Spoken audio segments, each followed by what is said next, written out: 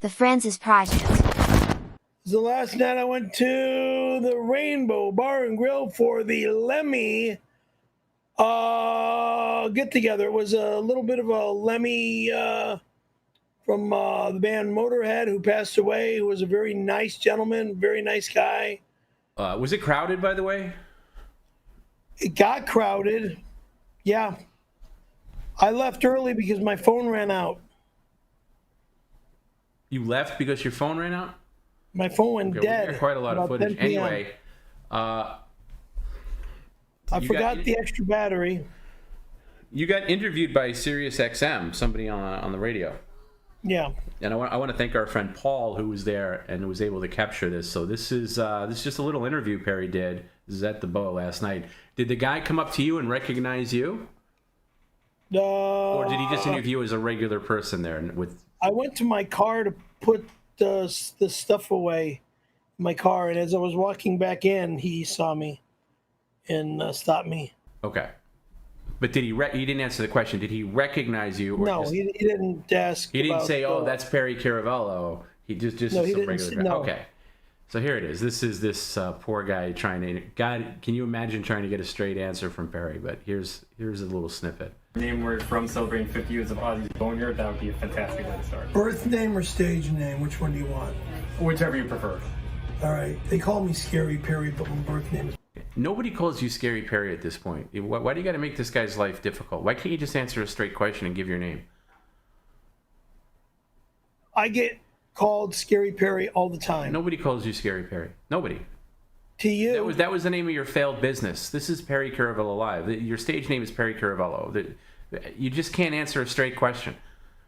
This poor guy right here is just trying to do his job. Well, fine. All right. Anyway, sorry. From celebrating 50 years of Ozzy Boneyard. That would be a fantastic way to start. Birth name or stage name? Which one do you want? Whichever you prefer. All right. They call me Scary Perry, but my birth name is Perry Caravello.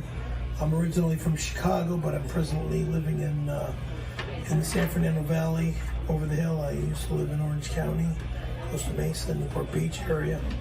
All right, celebrating 50 years of Motorhead on Ozzy's Boneyard. Nice. Which this is basically both of their. Okay, so you're on Ozzy's Boneyard, which is a Sirius XM channel. I'm going to guess you didn't promote your own stream. I was answering questions on the sheet that was in front of me. Right, but you could have thrown in a plug for yourself. You're on the radio. I wasn't thinking.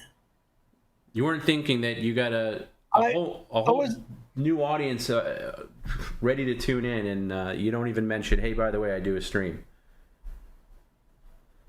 Oh boy! Not when I'm reading off questions to this person that's on the speech. I would see on occasion Lemmy here, and once in a blue moon I'd see Ozzy here.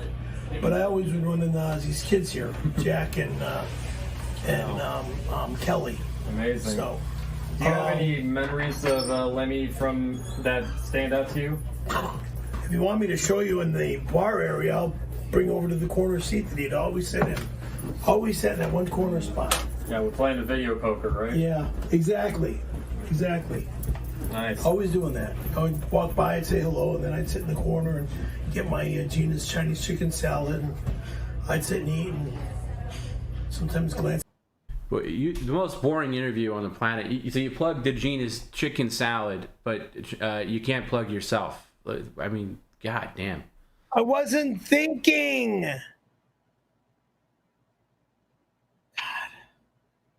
Today I'm going to talk to some other girls that are coming in. Let's see, the first Motorhead song. This guy right here is completely, at this point, he's completely regretting ever asking you anything. Yeah, I don't blame him because I don't know songs by names. I barely know AC/DC songs by names. I know album names, but I don't remember song names. Jesus. Song names, forget it. You're not going to know. I don't remember names. I barely remember AC/DC song names, okay? No worries. I know Highway to Hell and... No worries. Okay, if you could, what did Lemmy mean to you personally? Nice guy. Yeah. First, yeah, he was a real polite gentleman. Can't answer a straight question. What did he mean to you? Nice guy. What, I said he was a nice guy. He But would that sit at the doesn't answer bar. the question. What did he mean to you? I loved his music. He inspired me. That's the answer he's looking for. Nice guy. That's your answer. The most boring lump of an interview you are going to hear is from you. That's nice guy. He didn't ask you, is he a nice guy? What did Lemmy mean to me? Well, when I met the guy at the restaurant, say hello, he would be polite and say hello back. He was a nice guy. What did he mean to me? He was just another person here at the restaurant. You just can't. With everybody else that shows up at the restaurant, and this one nice guy. God, even your A brain. real nice guy. I mean, I'm not pushy or getting into people's faces and stuff. It has nothing to do with it. You still don't understand how that doesn't even answer the question.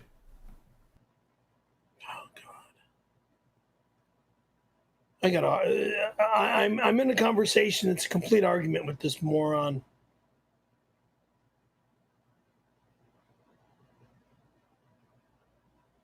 What does it mean to you personally? Nice guy.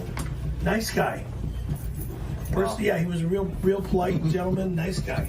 All right. What's the name of the person? If you could describe Lemmy or Motorhead in one word, what would it be? If you could start the same as saying, if I could describe Motorhead in one word or Lemmy in one word. Cool. Lemmy in one word: intelligent, polite, generous, nice person. All right. Not a stuck-up jerk. Not a person with an attitude. Yeah, it was a good man. He was a rock god He indeed. was definitely a rock god or a rock icon All right. to remember.